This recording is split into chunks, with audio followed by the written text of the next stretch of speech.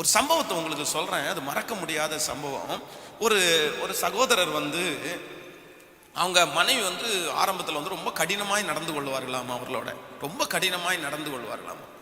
நடந்து கொள்ளும் போது அவங்க ஃபோன் பண்ணுவாங்களாம், ஏங்க எங்க இருக்கீங்க அப்படின்னு கேட்பாங்க.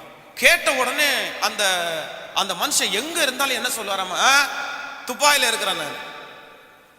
எங்க இருக்கிறேன்? துபாயில இருக்கிறேன் நான் அப்படின்னு வராம. சொல்லுங்க, நான் துபாயில இருக்கிறேன், வர்றேன் வை அப்படின்னு சொல்லுவார். எப்பவுமே அவருக்கு அது வழக்கம்.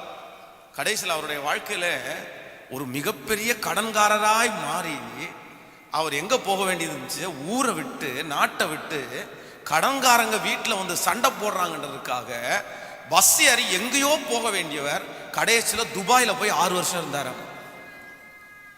சாப்பிட்றதுக்கு கூட வழி இல்லாம. இல்ல சிரிக்கிறதற்காக அல்ல, இதுல சிந்திக்கணும். நம்ம இன்னொரு சம்பவத்தை கேளுங்க.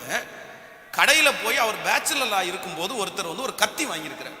நல்லா தீட்டப்பட்ட ஒரு கத்தியை வாங்கிட்டு வந்திருக்கிறார்.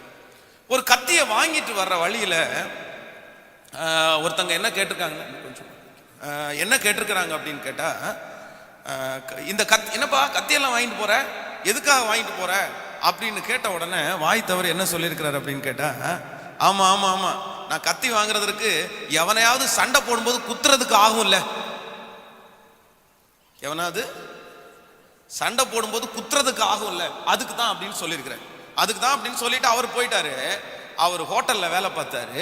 ஹோட்டல்ல வேலை பார்க்கும்போது ஒரு மிகப்பெரிய பிரச்சனை சண்டை கடைசியில் இவர் ஒரு ரூம்ல இருந்தா அதே கத்தி எடுத்து ஒருத்தனை குத்திட்டாரு. கொலைக்கேஸ் குத்திட்டாரு. குத்தி அவனுடைய உள்ள இருக்கிற அந்த அந்த குடல் பக்கத்துல அந்த கத்தி போய் பெரிய கேஸ் ஆகி அவ்வளவு பாதிக்கப்பட்டார். அப்போ மரணமும் ஜீவனும் எதன் அதிகாரத்தில் இருக்கிறது என்றால் நாவின் அதிகாரத்திலே இருக்கிறது. கவனமா இருங்க. சண்டை அதனாலதான் ஆரம்பிக்கிறது.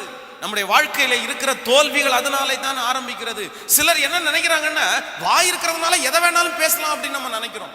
இல்ல இல்ல, தேவாலயத்துல வரும்போது கூட ஆண்டவர் சொல்றாரு, உன்னுடைய வாய் என்னுடைய தேவரீர். காலையில நீங்க ஜெபிக்க வேண்டிய ஜெபம், எழும்புனோன்னா என்ன ஜெபிக்கணுமாமா, தேவரீர் என் வாயின் வார்த்தையும் என்னுடைய இருதயத்தின் தியானமும் உம்முடைய சமூகத்திலே என்னவா இருப்பதாக, விருதியா இருப்பதாக.